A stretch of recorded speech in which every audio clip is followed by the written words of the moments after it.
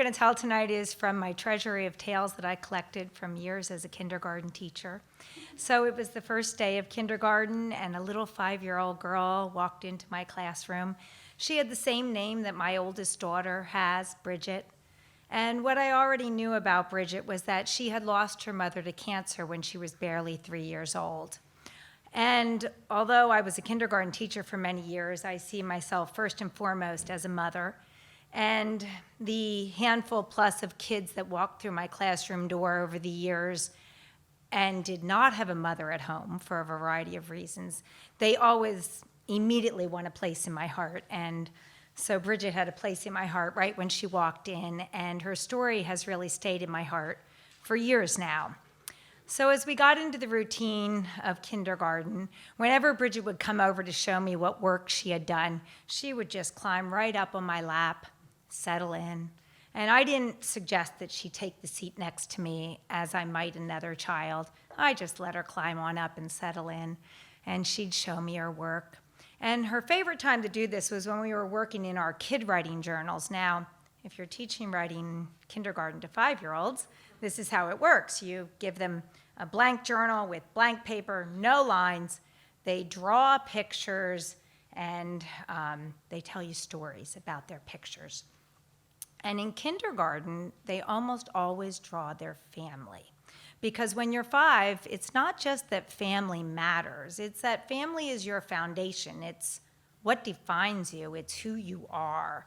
So Bridget was no different than anyone else. She'd draw a picture of her family and come up and settle in on my lap, and then she'd tell me about her family, her dad, her mom, her brother, and herself. And, you know, as time went on, she'd draw the same picture over and over, and we started to label with letters, D for dad, M for mom, and so forth. So as she started to add more detail to the pictures, I noticed that every time she drew her mother, she drew her in a long dress. So I said to her, Bridget, what is your mom wearing in this picture? And she said, oh, she's wearing a wedding dress. And I said, oh, okay. There was a picture at home that she had of her mom and dad on their wedding day, and this was how she was remembering her mom and envisioning her mom, and that's the way she drew her in her journal. So I knew that that's what was happening, and this picture just was what she did in her journal every day. Dad, mom, brother, and Bridget. So when we got into the new year in kindergarten, Bridget came in one day, and she was super excited because she had a best friend. And she had one of those heart necklaces that's like broken in half, you know, and says BFF, and the friend gets one half, you get the other half. Bridget was so excited about this that I said to her, you know, that might be something you want to write in your journal about, because it's so exciting. And she hesitated, because she always drew her family. But she agreed. She was going to do this. She was going to draw her best friend, and she did. And I helped her with the little heart, and we draw a little jagged on it on each friend. And when she came and settled in my lap, she said, she's my best friend, and she's kind of like a cousin. And I said, oh, wow, and when you're 5, I mean, what's better than a best friend and a cousin? So she was very excited. One day she came in with some news. She was going to go on a trip with her best friend to Florida. So this was big news, and that day she drew her best friend again in her journal, and Bridget in her journal, and she came up and she snuggled up on my lap, and she said, you know, she's my best friend, and she's kind of like a sister. And I thought, that's interesting. So I gave Dad a call, and I said, you know, how are things going? And indeed, they were planning a trip to Florida with her best friend and her best friend's mother. And there was also a plan that the best friend's mother was going to marry Bridget's father, and they were going to combine families. So she really was like a best friend sister.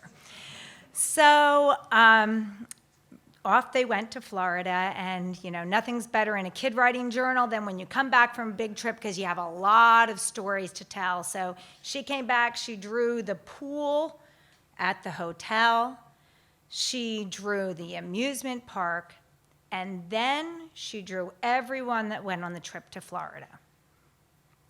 And by now she was pretty good at her writing. She wrote the whole word dad, D-A-D. She drew her brother, wrote his name. She drew herself, wrote her name. She drew her best friend, wrote her name. Then she drew her best friend's mother. Now, Bridget was sitting right next to me, and she stopped. And she fidgeted around in her seat, and she hesitated, and I was waiting to see what she was going to do here. And she looked up at me, and she said, maybe I could call her Mom. And I said, you know, Bridget, I think that would be fine. And in that moment, I noticed she wasn't sitting on my lap anymore. And I felt really honored to be a part of her journey and to be a lap that she could settle in on for just a little bit of her life. And if we looked back through that kid writing journal, I really felt like it honored the mother that gave birth to her, the one that bonded with her as a young baby, the one that she drew in the wedding dress, so fancy in her journal, and the mother that was stepping in, that was signing on to take over from here, the one that she had just written Mom above. Thank you.